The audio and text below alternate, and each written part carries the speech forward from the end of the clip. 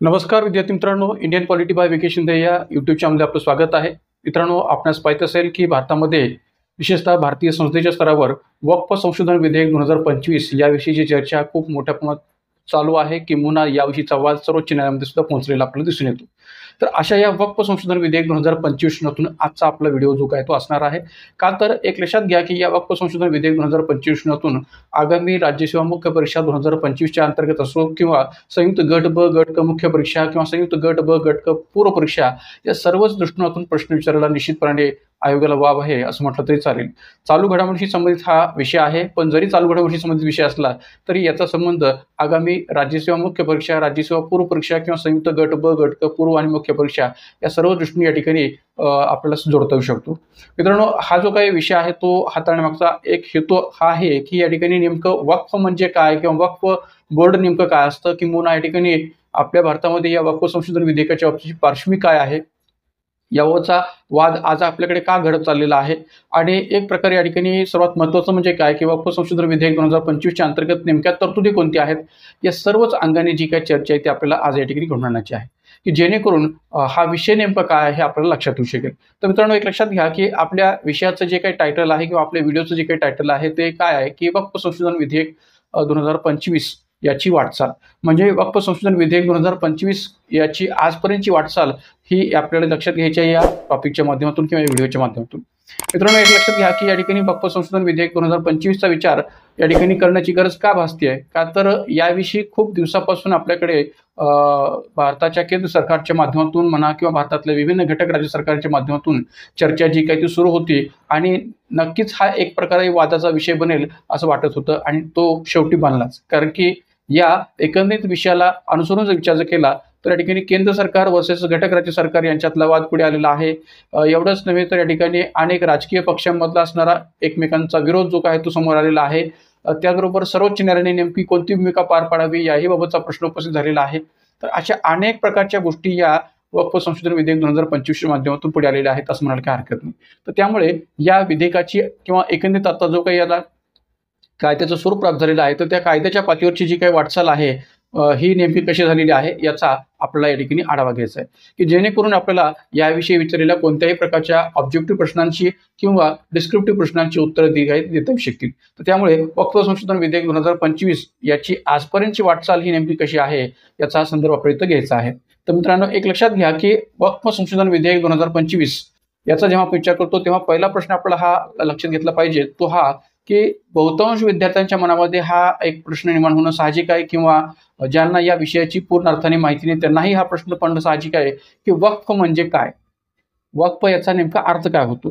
तर मित्रांनो, एक लक्षात घ्या की वक्फ म्हणजे थोडक्यात आपण जर विचार केला मराठी भाषेमध्ये तर वक्फ म्हणजे दान करणं किंवा अर्पण करणं असा आपण शब्दाचा अर्थ घेऊ शकतो. की वक्फ म्हणजे एखाद्या व्यक्तीने काहीतरी दान करणं किंवा एखादी मालमत्ता दान करणं किंवा एखादी मालमत्ता अर्पण करणं चांगल्या हेतूने, या अर्थाने या वक्फ शब्दाचा अर्थ जो काय तो घेतो शकेल. पण जेव्हा आपण कन्सेप्च्युअली विचार करतो तेव्हा वक्फ म्हणजे काय असा जेव्हा आपण विचार करू तर त्यावेळेस आपल्याला या पद्धतीने सांगता येईल की या इस्लाम धर्मामध्ये एखाद्या व्यक्तीने धार्मिक व सामाजिक हेतूने, इस्लाम धर्मात एखाद्या व्यक्तीने धार्मिक व सामाजिक हेतूने तिची मालमत्ता, तिची व्यक्तिगत मालमत्ता जी आहे ती कायमस्वरूपी अर्पण करणे, दान करणे म्हणजे वक्फ असं त्याचा अर्थ घ्यायला काय हरकत नाही. मी काय म्हणतोय की इस्लाम धर्मामध्ये एखाद्या व्यक्तीने धार्मिक किंवा सामाजिक हेतूने तिची व्यक्तिगत मालमत्ता जी काय आहे ती कायमस्वरूपी अर्पण किंवा दान करणं म्हणजे वक्फ असा आपण कन्सेप्च्युअली त्याचा अर्थ घेऊ शकतो. एवढंच नव्हे तर ही मालमत्ता, ही जी काही मालमत्ता जो व्यक्ती या ठिकाणी दान करतोय, अर्पण करतोय सामाजिक किंवा धार्मिक हेतूने, तर ती मालमत्ता एक प्रकारे उपयोगाकरता वापरता येते. म्हणजे जी काही सार्वजनिक उपयोग आहे त्या सार्वजनिक उपयोगाकरता वापरता येते किंवा धार्मिक उपयोगाकरता वापरता येते. कारण की ज्यावेळेस ही मालमत्ता संबंधित व्यक्तीकडून दान केली जाते तर ती सामाजिक किंवा धार्मिक हेतूने दान केलेली असल्यामुळे ती सामाजिक किंवा एक प्रकारे धार्मिक हेतूने उपयोगाकरता वापरता येते, सार्वजनिक दृष्टिकोनातून उपयोगाकरता वापरता येते. मात्र ती विकता येत नाही किंवा खाजगी वापरासाठी घेता येत नाही. अशा प्रकारची दान केलेली मालमत्ता ही व्यक्त येत नाही किंवा खाजगी वापरासाठी घेता येत नाही हेही या ठिकाणी स्पष्ट करता येऊ शकेल. उदाहरणादाखल जर सांगायचं तर आपल्याला या ठिकाणी उदाहरण देता येऊ शकेल की समजा एखाद्या व्यक्तीने अशा प्रकारची तिची व्यक्तिगत मालमत्ता अर्पण किंवा दान केली असेल वक्फ या अर्थाने, तर ती शाळा, दवाखाना किंवा इतर कोणत्याही प्रकारच्या सार्वजनिक दृष्टिकोनातून ती उपयोगाला आणता येते किंवा ती या ठिकाणी विचारात घेता येऊ शकते. म्हणजे ती मालमत्ता जमीन स्वरूपात सुद्धा असू शकते किंवा इमारत स्वरूपात सुद्धा असू शकते. तर अशा या दान केलेल्या किंवा अर्पण केलेल्या मालमत्तेचा विचार जमीन किंवा इमारत या दोन्ही स्वरूपात करता येऊ शकतो, की ज्याचा वापर हा सामाजिक किंवा धार्मिक हेतूने अथवा या ठिकाणी शाळा, दवाखाना अशा वेगवेगळ्या हेतूने सुद्धा करता येऊ शकतो असं म्हणायला जागा आहे. एवढंच नव्हे तर ही मालमत्ता जी काही दान केली गेलेली आहे किंवा अर्पण केली गेलेली आहे ती धर्मगुरूच्या म्हणजे इस्लामिक धर्मगुरूच्या देखरेखीखाली चालवली जाते. म्हणजे जी काही अर्पण केलेली किंवा दान केलेली मालमत्ता आहे त्याच्यावरचं देखरेख जे आहे ते इस्लामिक धर्मगुरूंच्या माध्यमातून केलं जात असतं. आणि मग अशा मालमत्तेचं व्यवस्थापन करणारी यंत्रणा म्हणजे जर कोणती असेल तर ती आहे वक्फ बोर्ड. अशा वेगवेगळ्या प्रकारच्या दान किंवा अर्पण केलेल्या मालमत्तेचं व्यवस्थापन करणारी, प्रशासन करणारी जर यंत्रणा जर कोणती असेल तर ती याला म्हटलं जातं वक्फ बोर्ड. आणि मग अशाच या वक्फ बोर्डाशी संबंधित हे जे विधेयक आहे ज्याला आपण या ठिकाणी म्हणू शकतो वक्फ संशोधन विधेयक 2025. म्हणजे सांगायचं हेतू काय तर वक्फ म्हणजे काय, वक्फ ही कन्सेप्ट काय आणि वक्फच्या माध्यमातून जी कोणत्या प्रकारची मालमत्ता दान केली जाते, अर्पण केली जाते त्याच्यावर देखरेख किंवा त्याच्यावर नियंत्रण किंवा त्याचं व्यवस्थापन व प्रशासन पाहणारी यंत्रणा जर कोणती असेल तर ती आहे वक्फ बोर्ड. आणि या वक्फ बोर्डशी संबंधित असणारं हे विधेयक आहे वक्फ संशोधन विधेयक 2025. तर त्यामुळे या ठिकाणी या वक्फ संशोधन विधेयक 2025ची आजपर्यंतची भारतातली वाटचाल नेमकी कशी आहे याचा आढावा आपण या ठिकाणी थोडक्यात घेऊया. तर मित्रांनो एक लक्षात घ्या की तुम्ही पाहू शकता की या ठिकाणी याचा संदर्भ मी देत असताना कशा पद्धतीने संदर्भ दिलेला आहे की वक्फ संशोधन विधेयक 2025 हे भारतातील वक्फ संपत्तीच्या व्यवस्थापन व प्रशासनाशी संबंधित एक महत्त्वपूर्ण कायदा आहे. जसं की मी आता म्हटलं की एखाद्या व्यक्तीने या ठिकाणी एखादी मालमत्ता, तिची व्यक्तिगत मालमत्ता सामाजिक अथवा धार्मिक हेतूने जर का अर्पण केली असेल, दान केली असेल तर अशा अनेक प्रकारच्या ज्या काही दान केलेल्या, अर्पण केलेल्या मालमत्ता असतात किंवा संपत्ती असते तर अशा या संपत्ती किंवा मालमत्तांचं व्यवस्थापन व प्रशासनाशी संबंधित जे बोर्ड काम करतं तर त्या संबंधित या ठिकाणी या बोर्डाशी संबंधित वक्फ बोर्ड संबंधित हा एक महत्त्वपूर्ण कायदा आहे. कोणता तर एक प्रकारे वक्फ संशोधन विधेयक 2025 की ज्या कायद्याचा हेतू किंवा उद्देश आहे वक्फ अधिनियम 1995 मध्ये सुधारणा करून वक्फ बोर्डाचं कामकाज अधिक पारदर्शी आणि समावेशी व कार्यक्षम पद्धतीने चालवणं. म्हणजे या वक्फ संशोधन विधेयक 2025शी या कायद्याचा जो हेतू आहे तो हेतू या ठिकाणी इथं स्पष्ट केलेला आहे. याचा अर्थ या ठिकाणी याचा संबंधित कायदा अगोदर नव्हता असं नाही, कायदा होता आपल्याकडे की वक्फ अधिनियम 1995 ही आपल्याकडे केला गेलेला आहे. पण 1995च्या या कायद्यामध्ये सुधारणा करण्याच्या हेतूने हा वक्फ संशोधन विधेयक 2025चा विचार जो आहे तो केला गेलेला आहे की ज्या कायद्यामागचा मुख्य हेतू काय आहे तर वक्फ बोर्डाशी संबंधित जे काही कामकाज आहे ते अधिकाधिक पारदर्शी करणं, समावेशी करणं आणि कार्यक्षम पद्धतीने चालवणं या हेतूने हा संशोधन विधेयकाचा विचार जो काय तो केला जातो. या विधेयकाची वाटचाल त्याचबरोबर सामाजिक आणि कायदेशीर दृष्टिकोनातून त्याची चर्चा सुद्धा आज एक महत्त्वपूर्ण विषय ठरलेला आहे. कारण की जे काय आज देशभरामध्ये या वक्फ संशोधन विधेयक 2025 चर्चा चालू आहे सामाजिक हेतूने, राजकीय हेतूने किंवा कायदेशीर हेतूने तर ती सुद्धा एक मुख्य चर्चेचा विषय ठरलेला आहे. या विधेयकाची संपूर्ण वाटचाल पाहत असताना म्हणजे या टॉपिकची जेव्हा आपण चर्चा करू तेव्हा या विधेयकाची संपूर्ण वाटचाल पाहत असताना आपल्याला या विधेयकाची नेमकी पार्श्वभूमी काय आहे, त्याच्या अंतर्गत असणाऱ्या मुख्य तरतुदी काय आहेत, सामाजिक राजकीय दृष्टीने कोणत्या प्रकारची चर्चा होती आहे आणि सद्यस्थितीच्या स्तरावर या ठिकाणी याचं स्वरूप कसं आहे किंवा सद्यस्थितीत या ठिकाणी या विधेयकाची वाटचाल कोणत्या अवस्थेपर्यंत येऊन पोहोचलेली आहे याचा आढावा या ठिकाणी आपल्याला घ्यायचा आहे. मग आता पहा की याच्यामध्ये पहिल्यांदा मी उल्लेख केलेला आहे की वक्फ संशोधन विधेयक याबाबतची पार्श्वभूमी नेमकी काय आहे, त्याचा उद्देश काय आहे याचा उल्लेख मी इथे केलेला की वक्फ ही इस्लामिक कायद्याअंतर्गत धार्मिक व धर्मार्थ किंवा पवित्र उद्देशांसाठी दान केलेली संपत्ती आहे. जसे की मस्जिद असेल, कब्रिस्तान असेल, शैक्षणिक संस्था, गरीब व अपंग व्यक्तींसाठी आर्थिक सहाय्य या रचनातून या वक्फचा विचार करता येऊ शकतो. म्हणजे जसं मी आता सोप्या भाषेत सांगितलं की वक्फ म्हणजे एखाद्या व्यक्तीकडून दान किंवा अर्पण केलेली संपत्ती किंवा मालमत्ता की ज्याचा संबंध या ठिकाणी वेगवेगळ्या दृष्टीतून विचार घेता येऊ शकतो, धर्मार्थ दृष्टीतून घेता येऊ शकतो अथवा सामाजिक दृष्टीतून विचार घेता येऊ शकतो. तर अशा या वक्फ ह्या इस्लामिक कायद्याअंतर्गत जी कोणती मालमत्ता पवित्र उद्देशाने दान केलेली असते मग ती मस्जिद स्वरूपात असो, कब्रिस्तान स्वरूपात असो, शैक्षणिक संस्था स्वरूपात असो किंवा गरीब अपंग व्यक्तींसाठी सहाय्य करण्याच्या दृष्टीतून आर्थिक सहाय्य असो, कोणत्याही अर्थाने असो याचा वक्फ या अर्थाने विचार करता येऊ शकतो. भारतात वक्फ मालमत्तेचे किंवा संपत्तीचे व्यवस्थापन वक्फ अधिनियम 1995 अंतर्गत केले जाते. म्हणजे जी काही या ठिकाणी वक्फ बोर्डावरचं नियंत्रण आहे, वक्फ बोर्डाचं व्यवस्थापन आहे ते वक्फ अधिनियम 1995 अंतर्गत केलं जातं. पण जरी तसं असलं तरी गेल्या काही दशकांमध्ये वक्फ बोर्डावर भ्रष्टाचाराचे, मनमानी दावे करण्याचे अपारदर्शक व्यवस्थापनाचे आरोप झालेले आहेत आणि त्यामुळे वक्फ संपत्तीचा योग्य वापर होत नसल्याची तक्रार मुस्लिम समुदायातून आणि इतर स्तरातून सुद्धा समोर येत चाललेली आहे. म्हणजे वक्फ संशोधन विधेयक 2025चा विचार करण्यामागचा जो हेतू किंवा उद्देश आहे तो हाही इथं सांगता येऊ शकेल की ज्या वक्फ बोर्डांच्या माध्यमातून या वक्फ मालमत्तांचं व्यवस्थापन आणि प्रशासन चालवलं जातं, तर ते चालवत असताना त्या वक्फ बोर्डावर वेगवेगळ्या प्रकारचे भ्रष्टाचाराचे आरोप होत आहेत, मनमानी दावे करण्याचे आरोप होत आहेत, अपारदर्शक व्यवस्थापनाचे सुद्धा आरोप झालेले आहेत. आणि मग त्याबाबत कुठेतरी या ठिकाणी सुधारणा करण्यात यावी, त्यात काहीतरी सुधार करण्यात यावा या हेतूने या कायद्याचा उद्देश जो काय आहे तो विचार घेतला गेलेला आहे. 2013 मध्ये वक्फ कायद्यातील संशोधनाने वक्फ बोर्डांना अनियंत्रित अधिकार दिल्याने अनेक विवाद निर्माण झाले. आता पहा की 2013च्या अंतर्गत जर आपण विचार केला तर ऑब्व्हियसली मनमोहन सिंग यांचं सरकार होतं, काँग्रेसचं सरकार होतं किंवा युपीचं सरकार होतं आणि या 2013 मध्ये वक्फ कायद्यातील संशोधनाने वक्फ बोर्डांना अनियंत्रित अधिकार दिल्याने अनेक विवाद निर्माण झालेले होते. जसे की सरकारी संपत्ती आणि खासगी जमिनींवर वक्फ बोर्डाचे दावे, अनेक प्रकारच्या सरकारी जमिनीवर सुद्धा आणि खासगी व्यक्ती जमिनीवर सुद्धा वक्फ बोर्डाचे दावे जे काय ते निर्माण झालेले होते. तामिळनाडूतील थिरुचेंथुरुई गावात संपूर्ण गावावर वक्फ बोर्डाने दावा केल्याने स्थानिक शेतकरी जे होते त्या स्थानिक शेतकऱ्यामध्ये असंतोष निर्माण झाला आणि अशा घटनांमुळे वक्फ कायदा सुधारणांची गरज भासू लागली. म्हणजे पहा की एक उदाहरण मी या ठिकाणी दिलेलं आहे की ज्या उदाहरणामध्ये असा उल्लेख आपल्याला सांगता येऊ शकेल की तामिळनाडूतील या थिरुचेंथुरुई गावात संपूर्ण गावावर म्हणजे संपूर्ण गावच्या जमिनीवर म्हणा किंवा संपूर्ण गावावर वक्फ बोर्डाने दावा केल्याने स्थानिक शेतकऱ्यामध्ये असंतोष निर्माण झाला आणि अशा अनेक घटनांमुळे वक्फ कायदा सुधारणांची गरज भासू लागली किंवा वक्फ कायद्यामधली सुधारणांची गरज विचार घेतली जाऊ लागली किंवा त्याची मागणी होऊ लागली आणि म्हणून मग आपल्याकडे वक्फ संशोधन विधेयक 2025चा विचार जो काय तो पुढे आला. मग आता वक्फ संशोधन विधेयक 2025चा जो उद्देश आहे तो कोणत्या दृष्टीने विचार घेतला गेलेला आहे, कारण की याही बाबतीत तुम्हाला ऑब्जेक्टिव्ह बेसिसवर प्रश्न विचारायला आयोगाला वाव आहे. पहा की संयुक्त गट ब गट क असो किंवा राज्यसभा पूर्व परीक्षा असो मुख्य परीक्षा असो या ठिकाणी आपल्याला या दृष्टीने प्रश्न सुद्धा विचारला जाऊ शकतो की कोणत्या उद्देशाने वक्फ संशोधन विधेयक 2025चा विचार सरकारकडून केला गेलेला होता. तर पहिला उद्देश आहे वक्फ संपत्तीच्या व्यवस्थापनात पारदर्शकता व जबाबदारी वाढवणे. वक्फ संपत्तीच्या व्यवस्थापनात पारदर्शकता आणि जबाबदारी वाढवणे. त्याचबरोबर वक्फ बोर्डाचे मनमानी अधिकार कमी करणे, कारण की ज्या मनमानी दाव्यांचा किंवा मनमानी पत्तीने मागण्याचा आरोप जो काही होत होता तर त्या आरोपाला कुठेतरी या ठिकाणी आवर्त घेण्यासाठी किंवा त्या आरोपावर कुठेतरी उपाय करण्यासाठी या ठिकाणी वक्फ बोर्डाचे मनमानी अधिकार कमी करणे हाही उद्देश समोर ठेवलेला आहे. मुस्लिम महिलांचा आणि पसमंदा समुदायासारख्या अपेक्षित गटांचा समावेश वाढवणे, म्हणजे या ठिकाणी मुस्लिम समुदायातल्याच किंवा मुस्लिम धर्मातल्याच पसमंदासारख्या समुदायाचा सुद्धा या वक्फ बोर्डामध्ये विचार केला जावा किंवा वक्फ व्यवस्थापनामध्ये विचार केला जावा.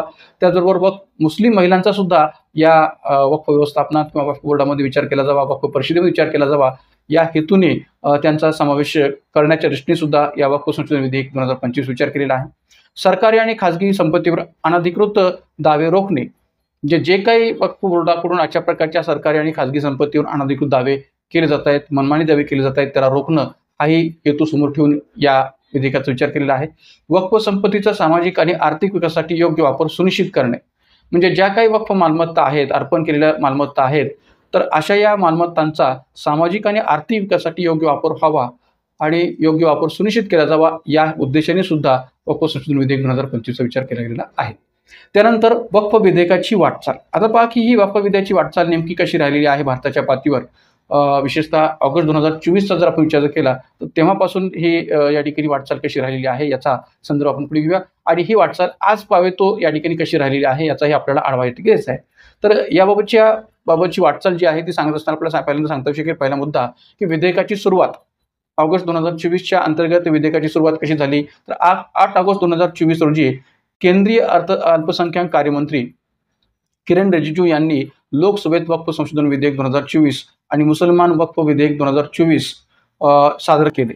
म्हणजे एक विधेयक होतं वक्फ संशोधन विधेयक 2024 आणि मुसलमान वक्फ निरसन विधेयक 2024 हे दोन्ही विधेयकं सादर केली होती. या विधेयकांचा उद्देश होता तो 1923चा मुस्लिम वक्फ कायदा रद्द करणे आणि 1995च्या वक्फ कायद्यात 44 संशोधने किंवा दुरुस्त्या करणे हा हेतू समोर ठेवून हे दोन्ही विधेयकं सादर केली गेली होती ऑगस्ट 2024 मध्ये. कोणी तर किरण रिजिजू जे आपले केंद्रीय अल्पसंख्याक कार्यमंत्री आहेत त्यांनी. विधेयकाला संयुक्त संसदीय समिती म्हणजे जॉईंट पार्लमेंटरी कमिटीकडे पाठवण्यात आले, कारण की ऑब्व्हियसली या विधेयकाच्या मांडणीपासूनच किंवा विधेयकाच्या सादर करण्यापासूनच या विधेयकाविषयी वाद होत चाललेले होते आणि त्यामुळे या विधेयकाचा विचार संयुक्त संसदीय समितीकडून होणं अपेक्षित होतं आणि म्हणून विधेयकाला संयुक्त संसदीय समितीकडे पाठवण्यात आलं, ज्या संयुक्त संसदीय समितीचे अध्यक्षपद होते जगदंबिका पाल यांच्याकडे. तर मित्रांनो, जगदंबिका पाल की जे एक भाजपचेच या ठिकाणी नेते आहेत, अशा या संयुक्त संसदीय समितीचे अध्यक्ष होते जगदंबिका पाल. हे नाव चांगल्या पद्धतीने लक्षात ठेवा, कारण की ऑब्जेक्टिव्ह बेसिसवर सुद्धा तुम्हाला संयुक्त गट ब क पूर्व परीक्षेमध्ये किंवा मुख्य परीक्षेमध्ये याच्यावर प्रश्न विचारला वाव आहे. तर या संयुक्त संसदीय समितीचे अध्यक्ष होते जगदंबिका पाल. JPCने म्हणजे जॉईंट पार्लमेंटरी कमिटीने विविध पक्षांचे मत आणि साक्षी गोळा करून विधेयकावर चर्चा घडून आणली होती. म्हणजे हे जी काही विधेयकं संसदेमध्ये मांडली गेलेली आहेत त्या विधेयकावर विविध वेगवेगळ्या राजकीय पक्षांची मतं काय आहेत, त्यांच्या साक्षी काय आहेत, याच्यावर संबंध गोष्टी गोळा करून विधेयकावर चर्चा घडून आणली. पुढे संसदीय समितीची भूमिका नेमकी कशी राहिली आहे या विधेयकाच्या बाबतीत तेही आपण पाहूया की JPCने विधेयकाच्या तरतुदींवर सखोल चर्चा केली आणि 25 शिफारशी सुचवल्या.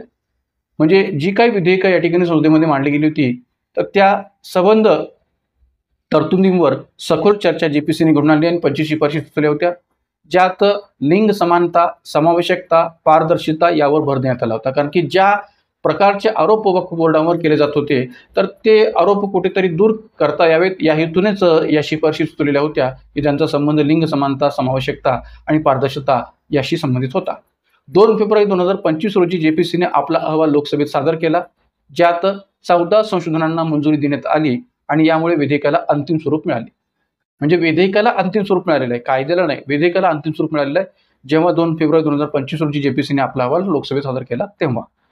मग आता लोकसभेत हे विधेयक केव्हा पारित झालं? कारण की लोकसभेत ज्यावेळेस हे विधेयक या ठिकाणी मांडलं गेलं आणि त्याच्यावर चर्चा सुरू झाली तर त्यावेळेस या ठिकाणी हे कधी पारित झालं? तर 2 एप्रिल 2025 रोजी सुमारे 12 तासांच्या प्रदीर्घ चर्चेनंतर विधेयक लोकसभेत पारित झाले. त्यामुळे ही तारीख पण लक्षात ठेवा, कारण की याच्याविषयी सुद्धा प्रश्न विचारला जाऊ शकेल की 2 एप्रिल 2025 रोजी सुमारे 12 तासांच्या प्रदीर्घ चर्चेनंतर विधेयक लोकसभेत पारित झाले, ज्यावेळी 288 खासदारांनी विधेयकाच्या बाजूने तर 232 खासदारांनी विधेयकाच्या विरोधात मतदान केले.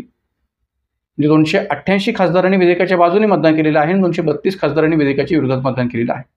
चर्चेदरम्यान सत्ताधारी NDA आणि त्याच्या सहकारी पक्षांनी, म्हणजेच एक प्रकारे भाजप किंवा त्याच्या सहकारी पक्षांनी NDAने, जसे की जनता दल युनायटेड हा त्यांचा सहकारी पक्ष असेल किंवा TDP तेलुगू देशम पार्टी हा सहकारी पक्ष असेल, या सहकारी पक्षांनी या विधेयकाला पूर्ण पाठिंबा दर्शवलेला होता.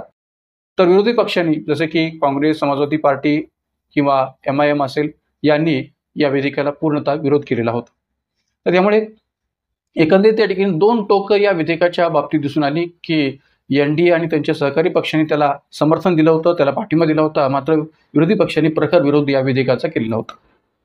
विरोधी पक्षांनी विधेयकाला धार्मिक स्वातंत्र्यावर हस्तक्षेप आणि अल्पसंख्याक समुदायाला लक्ष्य करणारं ठरवलं, तर सरकारने याला पारदर्शिता आणि सामाजिक न्यायासाठी आवश्यक पाऊल म्हटलेलं आहे. म्हणजे आता पहा की दोन्ही बाजूंची मतं इथं महत्त्वाची आहेत, कारण की विरोधी पक्षांनी का विरोध केला होता? का तर हे विधेयक धार्मिक स्वातंत्र्यावर कुठेतरी हल्ला करणार आहे, धार्मिक स्वातंत्र्यामध्ये कुठेतरी हस्तक्षेप करणार आहे आणि अल्पसंख्याक समुदायाला टार्गेट करणार आहे, असंही या ठिकाणी विरोधी पक्षांचं म्हणणं होतं. मात्र सरकार पक्षाने किंवा एकंदरीत सत्ताधारी पक्षाने या विधेयकाच्या माध्यमातून या वक्फ बोर्डांच्या कामकाजामध्ये अधिकाधिक पारदर्शकता येईल आणि सामाजिक न्यायासाठी सुद्धा एक उत्तम पाऊल उचललं गेलेलं आहे सरकारच्या माध्यमातून, असं त्याचं समर्थन केलेलं होतं.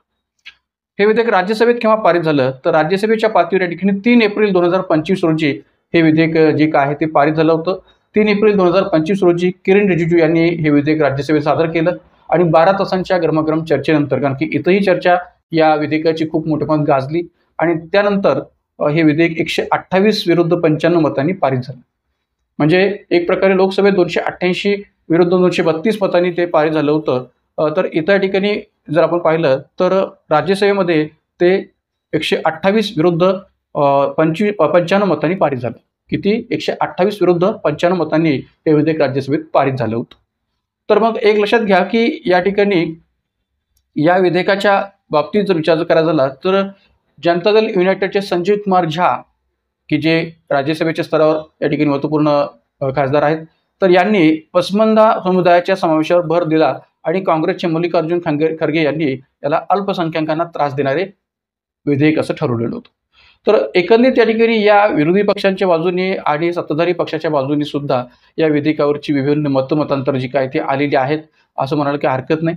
पण जेव्हा हे विधेयक राष्ट्रपतींकडे गेलं तेव्हा राष्ट्रपतींनी सुद्धा या विधेयकाला 5 एप्रिल 2025 रोजी मंजुरी दिलेली आहे.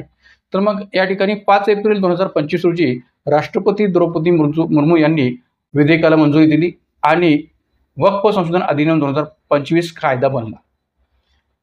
म्हणजे 5 एप्रिल 2025 रोजी या विधेयकाला राष्ट्रपतींकडून दिल्या जाणाऱ्या मंजुरीमुळे किंवा सही केल्यामुळे या विधेयकाचं कायद्यात रूपांतर झालं आणि वक्फ संशोधन अधिनियम 2025 हा कायदा बनला.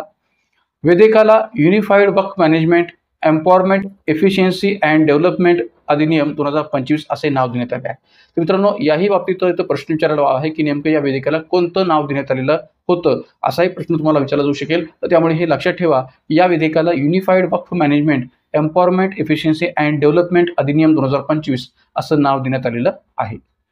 त्यानंतर या कायद्याच्या अंमलबजावणीचा ज्यावेळेस आपण विचार करू तेव्हा या कायद्याची अंमलबजावणी नेमकी केव्हा झालेली आहे, तर 8 एप्रिल 2025 रोजी केंद्र सरकारने भारताच्या राजपत्रात अधिसूचना जारी करून कायदा देशभर लागू केला. म्हणजे पहा की 2 एप्रिल 3 एप्रिल 5 एप्रिल आणि त्यानंतर मग लगेच 8 एप्रिलला या कायद्याची अंमलबजावणी.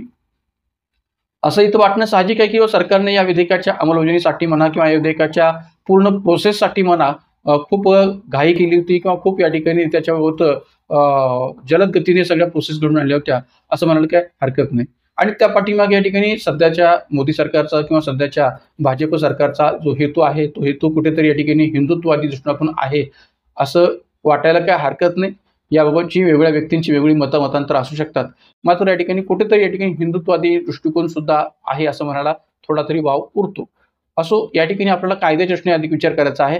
तर माझ्या ठिकाणी लक्षात घ्या की कायद्याची अंमलबजावणी ही 8 एप्रिल 2025 रोजी भारत सरकारच्या राजपत्रात अधिसूचना जारी करून कायदा देशभर लागू केला गेला आणि यामुळे वक्फ संपत्तीच्या व्यवस्थापनात नवीन नियम आणि तरतुदी लागू झाल्या. म्हणजे या कायद्याच्या अंमलबजावणीमुळे किंवा कायद्याच्या लागू होण्यामुळे वक्फ संपत्तीच्या व्यवस्थापनाच्या बाबतीत आणि नियमावलीच्या बाबतीत नवीन तरतुदी लागू झालेल्या आहेत असं म्हणायला जागा होते. पण हा विषय इथंच थांबला जाणार होता का? कारण की ऑब्व्हियसली ज्या घाई गडबडीने हे विधेयक केंद्र सरकारने पास केलं किंवा त्याच्या अंमलबजावणीला सुरुवात केली त्यावरून असं वाटणं साहजिक आहे किंवा कुठेतरी या विधेयकाच्या बाबतीत जी प्रदीर्घ चर्चा होणं अपेक्षित होती ती झाली नाही किंवा या विधेयकाच्या बाबतीत कुठेतरी जाणून बुजून मुस्लिमांना टार्गेट करण्याचा प्रयत्न सरकारकडून होतोय का असंही या ठिकाणी वाटणं साहजिक होतं. आणि म्हणूनच मग हा वाद केवळ कायदेमंडळापुरता मर्यादित न राहता तो पुढे सुप्रीम कोर्टकडे गेला असं म्हणायला जागा आहे. आणि म्हणूनच पुढे सुप्रीम कोर्टात पुढची वाटचाल आपल्याला त्या दृष्टीने पाहायचं आहे की सुप्रीम कोर्टात आव्हान आणि अंतरिम स्थगिती. 17 एप्रिल 2025 रोजी काँग्रेस खासदार मोहम्मद जावेद यांच्यासह अनेक याचिकाकर्त्यांनी सुप्रीम कोर्टात या कायद्याला आव्हान दिलं आणि याला संविधानाच्या भारतीय राज्यघटनेच्या अनुच्छेद 25, 26, 15 आणि 29चं उल्लंघन ठरवलं. म्हणजे हा जो काय कायदा ज्या काही गडबडीने किंवा ज्या जलद पद्धतीने या ठिकाणी संमत केला गेला, त्याच्या अंमलबजावणीच्या बाबतीत विचार केला गेला, तर त्याचा विचार करता सुद्धा आणि एकंदरीत या कायद्याच्या तरतुदींचा विचार करता या ठिकाणी संविधानाच्या अनुच्छेद 25, 26, 15 आणि कलम 29चं उल्लंघन आहे असं या वेगवेगळ्या याचिकाकर्त्यांनी सुप्रीम कोर्टामध्ये या दृष्टीने स्पष्ट केलं होतं. मग सुप्रीम कोर्टाची यावर प्रतिक्रिया काय आली, तर सुप्रीम कोर्टाने कायद्याच्या 2 कलमांना अंतरिम स्थगिती दिली आणि केंद्र सरकारला 7 दिवसांच्या आत उत्तर देण्यास सांगितलं. केंद्र सरकारला सुप्रीम कोर्टाने 7 दिवसांच्या आत उत्तर देण्यास सांगितलं आणि 2 कलमांना अंतरिम स्थगिती दिली. पुढील सुनावणी 5 मे 2025 रोजी होणार आहे. म्हणजे साधारणपणे या ठिकाणी मे महिन्याच्या 5 तारखेला 2025 मध्ये याबाबतची पुढील सुनावणी सुप्रीम कोर्टमध्ये होणार आहे. मात्र या ठिकाणी कोर्टाने वक्फ बोर्डावर कोणतेही नवीन नियुक्ती न करण्याचे निर्देश दिले आहेत. का? कारण की ज्यावेळेस आपण या वक्फ संशोधन विधेयक 2025च्या तरतुदी आपण पाहूया तर त्यावेळेस तुम्हाला असं लक्षात येईल की या वक्फ संशोधनाच्या विधेयकाच्या माध्यमातून कुठेतरी सरकारने काहीतरी फेरबदल केलेले आहेत वक्फ बोर्डाच्या नियुक्ती प्रक्रियेमध्ये. हेही आपलं सांगता येऊ शकेल किंवा वक्फ बोर्डांच्या सदस्यांच्या पातळीवर जे काही फेरबदल आहेत ते केलेले आहेत आणि त्यामुळे कोर्टाने असं म्हणणं साहजिक होतं की वक्फ बोर्डावर कोणतीही नवीन नियुक्ती केली जाऊ नये, कोणत्याही प्रकारची नवीन नियुक्ती न करण्याचे निर्देश सरकारला सुप्रीम कोर्टने दिलेले होते. त्यानंतर हा निर्देश देण्यामागचा हेतू काय, तर एक लक्षात घ्या की याचिकाकर्त्यांनी या वक्फ संशोधन विधेयक 2025 मधल्या नियुक्तीशी संबंधित ज्या काही तरतुदी आहेत त्याच्यावर सुद्धा आक्षेप घेतला होता आणि म्हणून कोर्टाने अशा प्रकारचे निर्देश देणं हे साहजिक होतं, हे इथं सांगता येऊ शकेल. त्यानंतर वक्फ संशोधन अधिनियम 2025च्या मुख्य तरतुदी काय आहेत हेही आपण लक्षात घेऊया. तर जसं पहा, मी मगाशी आत्ता म्हटल्याप्रमाणे की नियुक्ती न करण्याचे निर्देश केंद्र सरकारला कोर्टाने याकरता दिले कारण की गैरमुस्लिमांचा समावेश या वक्फ परिषदेमध्ये करता येऊ शकेल असा उल्लेख जो आहे तो या तरतुदीमध्ये केंद्र सरकारने केलेला आहे. तर हेच कुठेतरी या ठिकाणी महत्त्वपूर्ण कारण सांगता येऊ शकेल असा कोर्टाचा निर्देश देण्यामागचं. तर गैरमुस्लिमांचा समावेश म्हणजे कोणत्या अर्थाने, तर केंद्रीय वक्फ परिषद आणि राज्य वक्फ बोर्डामध्ये किमान 2 गैरमुस्लिम सदस्यांचा समावेश अनिवार्य अशी तरतूद या ठिकाणी या कायद्यामध्ये केलेली आहे, या विधेयकामध्ये केलेली आहे केंद्र सरकारच्या माध्यमातून. की केंद्रीय वक्फ परिषद असो किंवा राज्यांच्या पातळीवर राज्य वक्फ बोर्ड असो, त्यामध्ये किमान 2 गैरमुस्लिम सदस्यांचा समावेश हा असणं अपेक्षित आहे, अनिवार्य आहे. यामुळे वक्फ बोर्डांना अधिक समावेशी आणि धर्मनिरपेक्ष बनवण्याचा प्रयत्न केला आहे.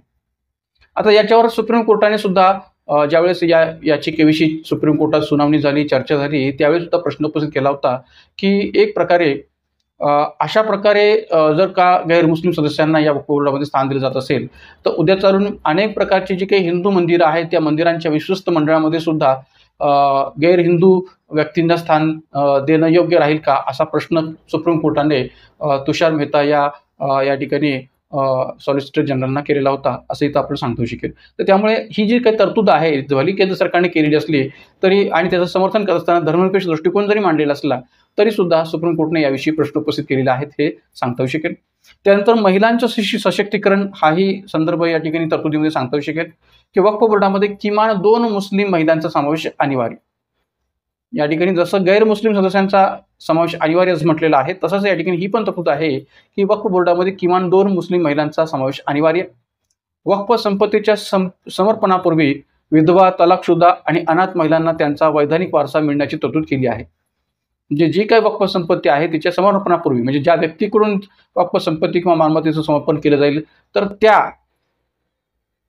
अर्पण करण्यापूर्वी त्या वक्फ संपत्तीचं किंवा मालमत्तेचं अर्पण करण्यापूर्वी संबंधित व्यक्तीच्या अंतर्गत या ठिकाणी विधवा, तलाकशुदा, अनाथ महिलांना त्यांचा वैधानिक वारसा मिळण्याची तरतूद सुद्धा केलेली आहे. कारण की या महिलांच्या सशक्तीकरणाचा सुद्धा विचार या ठिकाणी झाला पाहिजे संबंधित जी काही संपत्ती किंवा मालमत्ता आहे ती अर्पण करण्यापूर्वी. त्यानंतर वक्फ समर्पणाची पात्रता. आता वक्फ समर्पणाची पात्रता कोणत्या अर्थाने घेतलेली आहे तर केवळ किमान 5 वर्षांपासून इस्लामचा पालन करणारी व्यक्तीच संपत्ती वक्फ म्हणून दान करू शकते. त्यामुळे वक्फ निर्मितीवर नियंत्रण येणार आहे. म्हणजे जो कोणी इस्लामिक व्यक्ती आहे, मुस्लिम धर्मीय व्यक्ती आहे, तो 5 वर्षांपासून इस्लामचा पालन करणारा असेल तर त्याच व्यक्तीला अशा प्रकारची वक्फ म्हणून संपत्ती जी काही ती दान करता येऊ शकेल. आणि मग त्यामुळे वक्फ निर्मितीवर नियंत्रण येणार आहे. म्हणजे उठसूट कोणीही या ठिकाणी दान करू शकणार नाही. किमान 5 वर्षापासून तो मुस्लिम धर्मीय म्हणून आपल्या मुस्लिम धर्माचं पालन करत असेल तर त्यालाच अशा प्रकारची वक्फ संपत्ती म्हणून दान करता येऊ शकेल. 5 पेक्षा कमी वर्षाच्या दृष्टिकोनातून त्याचा विचार करता येऊ शकणार नाही की ज्यामुळे वक्फ निर्मितीवर नियंत्रण येणार आहे हेही इथं सांगता येऊ शकेल. त्यानंतर मनमानी दाव्यांवर बंदी. आता मनमानी दाव्यांचा जो काही आरोप वक्फ बोर्डावर होत होता त्यावर बंदी करण्याच्या दृष्टीने ही तरतूद केलेली आहे की वक्फ अधिनियम 1995चे कलम 40 रद्द करण्यात आलेला आहे की ज्यामुळे वक्फ बोर्डांना कोणतीही संपत्ती वक्फ म्हणून घोषित करण्याचे मनमानी अधिकार दिले गेलेले होते. आता संपत्तीवर विवादांचे निराकरण कलेक्टर किंवा राज्य सरकारने नियुक्त केलेल्या अधिकाऱ्यांकडून होईल. म्हणजे जर का एखाद्या वक्फ बोर्डाकडून अशा मनमानी पद्धतीने एखाद्या संपत्तीवर दावा केला जात असेल आणि त्याबाबतचा वाद जर उपस्थित झाला तर अशा वादांचं निराकरण हे संबंधित जिल्ह्याचा कलेक्टर किंवा राज्य सरकारने नियुक्त केलेल्या अधिकाऱ्यांकडून संबंधित वादांचं निराकरण केलं जाईल असं या ठिकाणी म्हटलेलं आहे. म्हणजे कोणत्याही प्रकारे वक्फ बोर्डाला मनमानी पद्धतीने दावे करता येणार नाहीत एखाद्या संपत्तीवर किंवा मालमत्तेवर, हा त्या पाठीमागचा हेतू स्पष्ट केलेला आहे. त्यानंतर पुढची तरतूद काय तर सरकारी संपत्तीवर नियंत्रण. वक्फ म्हणून घोषित सरकारी संपत्ती आता वक्फ मानली जाणार नाही. वक्फ म्हणून किंवा दान म्हणून या ठिकाणी घोषित सरकारी संपत्ती आता वक्फ मानली जाणार नाही. कलेक्टर स्वामित्वाचा निर्णय घेतील आणि राजस्व रेकॉर्ड अद्ययावत केले जाईल. म्हणजे एखादी सरकारी संपत्ती जी आहे की जी वक्फ म्हणून जर घोषित केलेली असेल तर ती वक्फ मानली जाणार नाही असं सुद्धा सरळ अर्थाने म्हटलं गेलेलं आहे. आणि याबाबतच्या जो काही निर्णय आहे तो निर्णय कलेक्टरच्या अधीन असेल. कलेक्टर स्वामित्वाचा त्या निर्णय घेईल. म्हणजे त्या सरकारी संपत्तीच्या बाबतचा निर्णय आहे तो कलेक्टरकडून घेतला जाईल आणि राजस्व रेकॉर्ड संबंधित संपत्ती व मालमत्तेचं अद्ययावत केलं जाईल असे या ठिकाणी तरतूद केलेली आहे. लेखापरीक्षण आणि पारदर्शकता. वार्षिक 1,00,000 रुपयांपेक्षा जास्त उत्पन्न असलेल्या वक्फ संस्थांचे लेखापरीक्षण राज्य सरकारने नियुक्त केलेल्या लेखापरीक्षकांकडून होईल. म्हणजे ज्या ज्या काही या ठिकाणी वक्फ संस्था आहेत, म्हणजे एखादी शैक्षणिक संस्था असेल किंवा सामाजिक हेतूने स्थापन केलेली संस्था असेल, धार्मिक हेतूने स्थापन केलेली एखादी संस्था असेल, तर अशा या वेगवेगळ्या प्रकारच्या वक्फ संस्था आहेत की ज्यांचं वार्षिक 1,00,000 रुपयांपेक्षा जास्त उत्पन्न जर असेल तर त्याबाबतचं लेखापरीक्षण राज्य सरकारने नियुक्त केलेल्या लेखापरीक्षकांकडून केलं जाईल अशी तरतूद केलेली आहे की जेणेकरून याच्यामध्ये अधिकाधिक पारदर्शकता यावी हा त्या पाठिंबाचा हेतू सरकार स्पष्ट करत आहे. वक्फ संपत्तीचे डिजिटल रेकॉर्ड ठेवण्याची तरतूद सुद्धा केली गेलेली आहे की जे काही वक्फ संस्थांकडून वेगवेगळ्या प्रकारचं संपत्तीचं रेकॉर्ड ठेवलं जाईल तर तेही डिजिटल स्वरूपात ठेवलं जाण्याची तरतूद या ठिकाणी केली गेलेली आहे. त्यानंतर पसमंदा आणि इतर समुदायांचा समावेश कशामध्ये, तर वक्फ बोर्डामध्ये पसमंदा आणि इतर मागासवर्गीय मुस्लिम समुदायांचा समावेश केला जावा, त्यांना प्रतिनिधित्व देण्यात यावं, त्यांच्या प्रतिनिधित्व देण्यावर भर देण्यात यावा, त्यांचं प्रतिनिधित्व वाढवण्यावर भर देण्यात यावा अशी तरतूद या ठिकाणी केलेली आहे. हे पसमंदा समुदाय जो आहे तो साधारणपणे बिहारमध्ये मोडणारा समुदाय आहे, मुस्लिम समुदाय आहे. तर अशा या पसमंदा आणि इतर मागासवर्गीय मुस्लिम समुदायांचा वक्फ बोर्डामध्ये प्रतिनिधित्व देण्यावर भर देण्यात यावा अशी तरतूद केलेली आहे. 8वी तरतूद आहे ती वक्फ बाय युजर रद्द. वक्फ बाय युजर रद्द म्हणजे नेमकं काय, तर दीर्घकालीन वापरावर आधारित वक्फ वैध मानले जाणार नाही.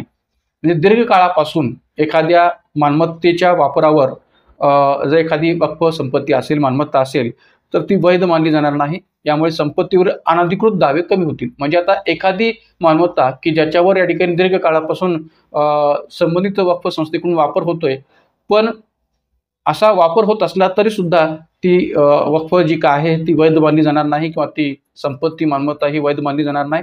कारण की वक्फ बाय युजर याचा अर्थ काय की वक्फ संस्थेकडून त्या मालमत्तेचा वापर होतोय, पण केवळ वापर होतोय म्हणून ती या ठिकाणी वैध आहे असं मानलं जाणार नाही. ज्यामुळे संपत्तीवरील अनधिकृत दावे जी काय ती कमी होतील. कारण की जर कधी संपत्ती त्यांची नाहीच आहे, फक्त त्याचा यूज होतोय, वापर होतोय, तर यामुळे या ठिकाणी त्या वक्फ संपत्तीवर किंवा मालमत्तेवर दावा करता येऊ शकणार नाही. आणि जर तो दावा केला जात असेल तर तो अनधिकृत आहे असं समजलं जाईल आणि अशा अनधिकृत दाव्यांना कमी केलं जाईल या वक्फ बाय युजरच्या तरतुदीच्या माध्यमातून. त्यानंतर नावात बदल, याचा उल्लेख मगाशी मी केला होता की कायद्याचे नाव बदलून unified Waqf management empowerment efficiency and development अधिनियम 1995 असे करण्यात आले आहे. म्हणजे संबंधित या कायद्याचं नाव बदलून युनिफाईड वक्फ मॅनेजमेंट आणि एम्पॉवरमेंट इफिशियन्सी अँड डेव्हलपमेंट अधिनियम 1995 असे या कायद्याचं नाव बदलण्यात आलेलं आहे. तर अशा अनेक ज्या काही तरतुदी आहेत की ज्या या ठिकाणी या कायद्यामध्ये केलेल्या आहेत असं म्हणायला तर जागा आहे ही आपण सांगू शकतो. त्यानंतर या कायद्याविषयीची सामाजिक आणि राजकीय दृष्टिकोनातून जी काही चर्चा आहे ती सुद्धा महत्त्वाची आहे. हे सुद्धा त्या ठिकाणी विचार घेण्याची गरज आहे. वक्फ संशोधन विधेयक 2025ने राजकीय सामाजिक स्तरावर मोठी चर्चा घडवली. खालील मुद्दे त्यामध्ये विवादास्पद आहेत आणि काही मुद्दे समर्थनार्थ आहेत. म्हणजे थोडक्यात या ठिकाणी तर समर्थन करणारे मुद्दे आणि विरोधात असणारे मुद्दे या सर्व अर्थाने याचा विचार जो काय तो आपल्याला या राजकीय सामाजिक चर्चेच्या अंतर्गत करायचा आहे. तर मित्रांनो, वक्फ संशोधन विधेयक 2025ची राजकीय सामाजिक दृष्टीने चर्चा करत असताना काही मुद्दे आपल्याला समर्थनात पण पाहिजे आहेत आणि काही मुद्दे जे काय आहेत ते आपल्याला विरोधात्मक दृष्टीने सुद्धा पाहिजे आहेत. आता याचं समर्थन जेव्हा या विधेयकाच्या समर्थनाच्या दृष्टीने विचार केला जातो तेव्हा ऑब्व्हियसली याबाबतचं समर्थन जे काय आहे ते सत्ताधारी पक्षाकडून किंवा सरकार पक्षाकडून होणं साहजिक आहे. तर त्यामुळे सरकार किंवा NDAच्या माध्यमातून याचं समर्थन कसं केलेलं आहे की सरकारने हा कायदा मुस्लिम समुदायातील गरीब, महिला आणि पसमंदा गटाच्या सशक्तीकरणासाठी आवश्यक आहे असं म्हटलेलं आहे किंवा आवश्यक ठरवलेलं आहे. किरण रिजिजू जे अल्पसंख्याक कार्यमंत्री आहेत त्यांनी या कायद्याला धर्मनिरपेक्ष आणि समावेशी कायदा असं म्हटलेलं आहे की जो धार्मिक प्रथांवर हस्तक्षेप करत नाही असं त्यांनी त्याचं स्पष्टीकरण दिलेलं आहे.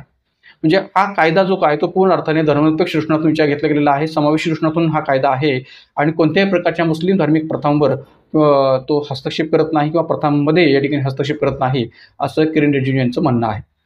विशेषतः पसमंदा समुदायाचा जेव्हा आपण विचार करतो तेव्हा JDUचे संजय कुमार झा, जनता दल युनायटेड या पक्षाचे संजय कुमार झा यांनी या ठिकाणी मत मांडलेलं आहे की बिहारमधील 73% पसमंदा समुदायाला प्रथमच वक्फ बोर्डात प्रतिनिधित्व मिळेल. म्हणजे या कायद्याच्या होण्यामुळे किंवा या कायद्याच्या निर्मितीमुळे जो बिहारमधला पसमंद समुदाय आहे त्या बिहारमधल्या 73% पसमंद समुदायाला प्रथमच वक्फ बोर्डामध्ये स्थान प्राप्त होणार आहे किंवा प्रतिनिधित्व प्राप्त होणार आहे. सामाजिक न्यायाच्या दृष्टीने जर विचार केला तर सामाजिक न्यायाच्या दृष्टीने सुद्धा माजी पंतप्रधान HD देवेगौडा यांनी या विधेयकाचं समर्थन केलेलं आहे. यास म्हटलेलं आहे की विधेयकाला मुस्लिम समुदायातील गरिबांना त्यांच्या श्रीमंत वर्गापासून संरक्षण देणारा कायदा, असं HD देवेगौडांनी म्हटलेलं आहे. म्हणजे हा जो काही कायदा आहे किंवा हे जे काही विधेयक आहे, या विधेयकाला त्यांनी मुस्लिम समुदायातील गरिबांना त्यांच्या श्रीमंत वर्गापासून संरक्षण देणारा कायदा म्हटलेला आहे. म्हणजे मुस्लिम धर्मात सुद्धा या ठिकाणी सामाजिक पातळीवर किंवा आर्थिक पातळीवर जी दरी आहे श्रीमंत गरीब, तर त्या दरीचा विचार करता मुस्लिम समुदायातील गरिबांना त्यांच्याच धर्मातील किंवा त्यांच्याच समाजातील श्रीमंत वर्गापासून संरक्षण देणारा हा कायदा आहे, असं HD देवेगौडा माजी पंतप्रधानांनी मत मांडलेलं आहे. मात्र जेव्हा याचा विरोधाचा पातळीवर विचार केला जातो, तेव्हा विरोध करणाऱ्यामध्ये ऑब्व्हियसली या ठिकाणी विपक्षी पक्ष किंवा विरोधी पक्षांचा जो काही सूर आहे तो नेमकं काय आहे तोही तर लक्ष घेण्याची गरज आहे. की काँग्रेस, समाजवादी पार्टी, MIM या वेगवेगळ्या राजकीय पक्षांनी आणि विशेषतः असदुद्दीन ओवैसी जे MIMचे नेते आहेत, यांनी विधेयकाला मुस्लिम समुदायाच्या धार्मिक स्वातंत्र्यावर हस्तक्षेप ठरवलेला आहे. ओवैसी यांनी या कायद्याला घटनेच्या अनुच्छेद 25 आणि 26चे उल्लंघन म्हटलेले आहे. म्हणजे ऑब्व्हियसली या ठिकाणी विरोधी पक्षांकडून हा मुद्दा मांडला जाणं अपेक्षित होतं. त्याच पद्धतीने त्यांनी आपलं मत मांडलेलं आहे की घटनेच्या कलम 25 आणि 26चं उल्लंघन हा कायदा करतो. एवढंच नव्हे तर धार्मिक स्वातंत्र्यावर हस्तक्षेप करणारा हा कायदा आहे. मल्लिकार्जुन खरगे यांनी धार्मिक स्वातंत्र्याचा संदर्भ देत या ठिकाणी या विधेयकाला अल्पसंख्याकांना त्रास देणारा कायदा किंवा अल्पसंख्याकांना त्रास देण्यासाठी आणलेला हा कायदा आणला गेलेला आहे, असा आरोप सुद्धा या कायद्याच्या बाबतीत केलेला आहे. आणि एवढंच नव्हे तर सामाजिक तणावाचा मुद्दा सुद्धा या कायद्याच्या माध्यमातून उपस्थित होतो, असे म्हटलेलं आहे की बंगाल, आसाम, केरळसारख्या राज्यामध्ये विधेयकाच्या विरोधात मुस्लिम समुदायाने निदर्शने केलेली आहेत. ऑब्व्हियसली या ठिकाणी त्यातून सामाजिक ताणतणाव जो काय तो वाढला होता, हेही इथं लक्ष ठेवण्याची गरज आहे. तर त्यामुळे पश्चिम बंगाल असो, आसाम असो, केरळ सारखी घटक राज्य असो, या विभिन्न घटक राज्यामध्ये या विधेयकाच्या विरोधात मुस्लिम समुदायाने निदर्शने केली होती, आंदोलने केली होती आणि या कायद्याचा विरोध दर्शवलेला होता. तर त्यामुळे या विधेयकाच्या किंवा या कायद्याच्या समर्थनाच्या दृष्टीने सुद्धा संदर्भ सांगता येऊ शकेल, विरोधाच्या दृष्टीने सुद्धा संदर्भ आपल्याला स्पष्ट करता येऊ शकेल. कायदेशीर पातळीवर आव्हानाचा जेव्हा आपण विचार करतो, तेव्हा सुप्रीम कोर्टाच्या अंतर्गत दाखल याचिकांमुळे कायद्याच्या अंमलबजावणीवर प्रश्नचिन्ह निर्माण झालेला आहे, हे निश्चितपणे सांगता येऊ शकेल. आणि विशेष म्हणजे कोर्टाचा अंतिम निर्णय येण्यापूर्वी कायद्याची अंमलबजावणी आंशिकपणे थांबण्यात आलेली आहे. कारण की ऑब्व्हियसली सुप्रीम कोर्टाने जे निर्देश दिलेले आहेत की या वक्फ बोर्डावरच्या नियुक्तीच्या न करण्याचे निर्देश दिलेले आहेत किंवा या कायद्यातील 2 कलमांवर अंतरिम स्थगिती त्यांनी आणलेली आहे, तर त्याचा विचार जर केला तर या ठिकाणी कोर्टाचा अंतिम निर्णय येण्यापूर्वी कायद्याची अंमलबजावणी आंशिकपणे थांबण्यात आलेली आहे, असंही इथं म्हणायला जागा होते. आणि अंमलबजावणीवर अनेक प्रकारचे प्रश्नचिन्ह निर्माण झालेले आहेत, का तर याबाबतच्या याचिका सुप्रीम कोर्टात गेलेली असल्यामुळे. सध्या पातळीवर या विधेयकाची सद्यस्थिती नेमकी कशी आहे याचा जर आपण विचार करायचा झाला तर आपला 18 एप्रिल 2025 पर्यंतचा संदर्भ आपल्याला विचार घेता येऊ शकतो की सध्या पातळीवर या ठिकाणी या विधेयकाची परिस्थिती, कायद्याची परिस्थिती नेमकी कशी आहे. तर सुप्रीम कोर्टाचं ची अंतरिम स्थगिती या ठिकाणी या कायद्याला आलेली आहे. सुप्रीम कोर्टाने 17 एप्रिल 2025 रोजी कायद्याच्या 2 कलमांना अंतरिम स्थगिती दिली आहे. केंद्र सरकारला 7 दिवसांच्या आत उत्तर देण्यास सांगितलेलं असेल आणि पुढील सुनावणी 5 मे 2025 रोजी होणार आहे.